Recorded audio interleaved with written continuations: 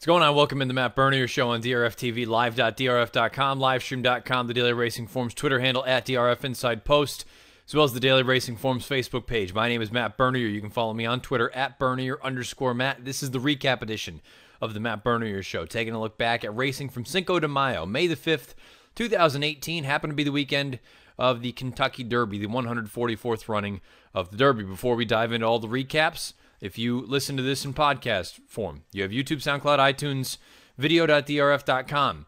Most of you know the situation as far as replays are concerned. People are very, very protective over them. So this time of year, whether it be NBC or whether it be Churchill Downs, makes it very difficult for us to get access to them. So you know where to go to watch the races. If you haven't seen the races, where you been? You missed out on Friday and Saturday, all sorts of fun stuff. We will go through and discuss these races in depth, though, particularly the grade ones on Friday and Saturday. Those will be the ones that we'll do the in-depth recaps for. We'll also go over 3 graded stakes races from Sunday afternoon across the country.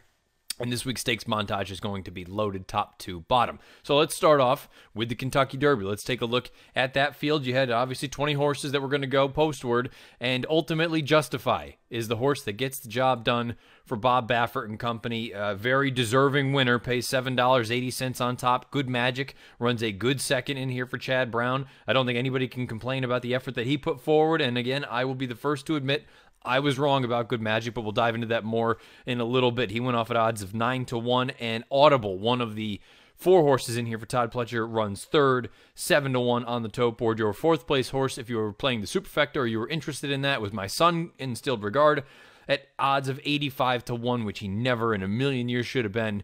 Neither here nor there. He runs 4th. Let's take a look at your Kentucky Derby winner. He is unbeaten, a perfect 4 for 4 from 4 lifetime starts. His name is Justify. He's over $2 million in career earnings, owned by China Horse Club, Head of Plains Partners, LLC, Starlight Racing, and Windstar Farm, trained by Bob Baffert, bred by John D. Gunther in Kentucky, ridden to victory by Mike Smith. Pedigree at the bottom of the page, he is by Scat Daddy out of a Ghost Zapper mare named Stage Magic. As far as the details of this horse and this race in particular are concerned, 103 Beyer speed figure for your Derby champion, Justify. And the thing that made this race so impressive was the fact that he was up on what Timeform US has color-coded as hot fractions from the half, the three-quarter, and the mile call. He was pushing the fractions and then eventually taking the lead by a length and a half, and he still finished with one of the best final quarter miles in the entire race. Came home in 26.85 over just an absolute mess out there, the main track at Churchill Downs beneath the Twin Spires. It was really, really unfortunate that the weather did not cooperate on Saturday afternoon.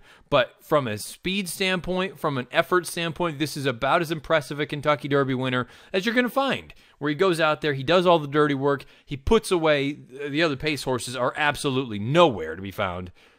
The only other horse that was relatively close is Good Magic, and he basically flicked him away, gave him the old stiff arm and said, no, not coming close. Actually extends as they go down the lane. 2.5 lengths ultimately is the final margin of victory. 127 Timeform US rating. What else is there to say? This horse is really, really in rarefied air now. Now, I'm not suggesting you want to say he's an all-time great. I'm not going that far, but I think you just need to look and see what we have right here. We have a horse that's raced 4 times in his career. He has earned triple-digit Beyers all 4 times. He didn't debut until February. He has triple-digit Beyers from 7 to 10 furlongs. This is a very uncommon sort of horse that we're seeing right now. And I guess the thing, too, that maybe to me is the big... And you have to start putting a horse like American Pharoah, talk about the two. You can make comparisons now very easily. I think the difference for me, watching Justify as opposed to watching American Pharoah, to me, American Pharoah was brilliant. He did everything easily. I'm not suggesting that it doesn't look like Justify is doing it easily, but I think there's he looks more like just a racehorse. To me, and anyone, if you get to see American Pharoah up close and run, you can go back and watch all the replays. That's easy enough, where you watch and his ears are up almost the entirety of the race, even when he's asked to run. But when you watched him up close, it was effortless. This horse, he looks like he's running, but he's just very, very talented. He's very, very fast, and you consider he's so inexperienced, and he's able to overcome all of this. 155,000 people, just basically a monsoon, dumped almost 3 inches of rain in Louisville. 19 other horses, good horses in there. This, again, most people were looking at this saying one of the best derbies in years. I don't have any knocks about Justify. I didn't like the price. He almost went off at 3-1, went off at 5-2. If you told me tomorrow, if we ran this race again and we didn't know the outcome, I still wouldn't tell you to bet him. I still think it was probably a bad bet at 2-1. But at the same time, man, it is really hard to knock a horse that is this talented, this gifted, has done as much as he has in such a short amount of time. He has the connections. Great ride from Mike Smith. Be aggressive. Think you're on the best horse, go. It was reminiscent to Bodemeister. I'm going to say it was somewhere between the two, between Bodemeister and American Pharoah. Pharoah sat off of a relatively tepid pace. Bodemeister was out there actually cutting out the fast fractions. Justify sat just off of basically a target, a horse that you knew that he was going to take over. And by the way, promises fulfilled and finished 15th. You look at this chart. You look at the top two, and then 3rd through 10th are all horses that came from at least the back half of the field. And the fact that Justify just went on with it, fantastic effort, a well-deserved victory in the Derby, and a deserving champion. And you know what? He's going to be 1-5 in 2 weeks at Pimlico. He's going to be, I don't think he'll be 1-9. He'll be 1-5. It's going to be a really short field. Chad Brown has said maybe not for Good Magic, but Justify, just a fantastic effort winning the 144th Kentucky Derby. Good Magic. I was wrong about him. I didn't love him coming into this race. I hadn't loved really any of his races. The Breeders' Cup was very good. This was, to me, the best race of his career, considering he was relatively close to that pace. He went after, tried to take a shot at Justify, and just got flicked away like he was nothing. And he is a very talented horse. Came home in 27.02. The problem going forward now is you're going to have to deal with Justify. I also have some concerns about distance with this horse. Now, if you wheel him back in 2 weeks, initially Chad said no. Now it's kind of him and hawing. Maybe he does, maybe he doesn't. You watch the stretch run, and part of it is probably because, look, they were all tired, but he's getting pretty drifty, and I do wonder if we're thinking, like most of these horses, they're going to take a few weeks off, come back for the Belmont Stakes, going a mile and a half. A mile and a half might not work for this horse, Good Magic. A mile and 3/16 might be doable. The problem is you're going to have to deal with the big boy again. So we'll find out. I think it could be a scenario where if you do run him in the Preakness, he goes, gives his best effort. Maybe he wins, maybe he doesn't. Seems unlikely based on what we saw on Saturday, but you never know. And then after that, you give him a little bit of a breather and you get him ready for Saratoga for the races like the Jim Dandy and the Travers and whatnot. Good Magic, again, admit when you're wrong. Good Magic, a very, very talented horse. Great job by Chad Brown. Why Chad is one of the best trainers in the world, not just the United States, in the world. Very good effort from Good Magic. Audible, I thought, ran pretty well, and I know some people wanted to go through and say that the trip wasn't ideal. May not have been, but it was almost reminiscent to his run in the Florida Derby, where he was sort of mid-pack, and then he got shuffled a little bit. It seemed like he was losing touch with the field toward the rear. Then he starts to make a move up the backside, and on the far turn, sure, he got stacked up behind 3 or 4 horses there briefly, but Javier Castellano, to me, one of the smartest and slickest moves in this entire race. He quickly shot the horse down to the rail, and he squeezed up the inside. I understand anyone that says, oh, you know, maybe did it cost him second? It could have. Certainly could have if he had clean run the entire way and didn't need to alter course so severely. But at the same time, he's never going to win this race. Very good effort from Audible. And from the speed figure standpoint, I don't have any real beef about it. I know a lot of people are looking at it saying, how could you possibly run 204-1 and get a buyer figure of 103? Well, you got to keep in mind, they don't run mile and a quarter races. And they also don't run them in the midst of a monsoon. And when they win as fast as they did early, they're going to come home really, really slow. I think if you're just using the projection method, and look, I hate races that get projected as much as anyone, but with the Derby, you have to project it. There's nothing else to go off of. You can't compare it to, you know, a 7-furlong race or a mile and a 16th race or anything else like that. And then especially with the time between dirt races. The Pathé Mile and the Kentucky Derby, there was more than 2 hours between the two races. So you kind of have to project this one. And when you look and you think Justify could have run his race, you think Good Magic could have run his race, you think Audible could have run his race. Instilled Regard, again, I don't know why he was the longest shot on the board. I'm not sitting here, look, we'll talk about my pick Mendelssohn in a little bit, but he shouldn't have been 85-1. You could have made it a certain certainly a case where he should have been in the 30-1 range, and I think that's where he belonged. 85-1 was stupid. He goes off, and a 97 for him is totally conceivable. That is not something outrageous. My boy Jack basically ran his race, a 93. To me, from a projection standpoint, this race stacks up very, very well, and from a figure standpoint, I have no complaints. I have no arguments. I think this is probably pretty much what you're looking at. Audible had paired up 99s. He earns a 100 here. Good Magic's best race in the Breeders' Cup Juvenile, he earned a 100. He gets a 100 here. And Justify, guess what? This was only, this is the third best of his 4 lifetime starts, according to Speed Figures. Think about that. He ran a 103. He's run 104 and 107 already. His slowest race is a 101. I mean, we're dealing with a very, very special horse. Whether he does nothing else ever again, which hopefully that's not the case. But if he never does anything again, I think this might be the greatest beginning to a horse's career ever. I can't think of anything better, can you? Fire away at me on Twitter, at Bernier_Matt. If you can think of a horse that has done more in this amount of time, and not only has accomplished more, but has run as fast as he is, I can't think of a horse. Arrogate didn't do this. Arrogate took a few starts to really all of a sudden blossom. American Pharaoh was always brilliant, but I don't know that he accomplished this much in this short amount of time running this fast. He's done some very uncommon things. Very, very talented horse, Justify. Some other runners to briefly touch on before we move on, because there's a lot to get to, and this is probably going to be a little bit of a lengthy one. My boy Jack thought he ran his race. To me, just an asinine underlay.